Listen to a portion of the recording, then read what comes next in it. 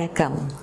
திருப்பாற்கடலில் பள்ளி கொள்ளுகின்ற விஷ்ணு பகவானுடைய தத்துவ விளக்கத்தினை பார்ப்போம். பொதுவாக புலன்களினுடைய இயல்பு வெளிப்புறம் நோக்கி செல்வது. அப்படிப்பட்ட புலன்கள் உட்புறம் நோக்கி திருப்பப்பட்டிருக்கின்ற நிலையை ஆதிசேஷனுடைய கவிழ்ந்த தலைகள் குறைத்து நிற்கின்றது.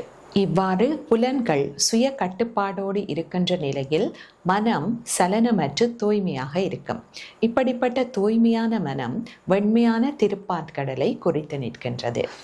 அந்த தூய்மையான மனதில் வியாபகத்வாத் விஷ்ணுகு, அதாவது எங்கும் வியாபித்திருக்கின்ற இறை தத்துவத்தை நாம் உணரக்கூடியதாக இருக்கும்.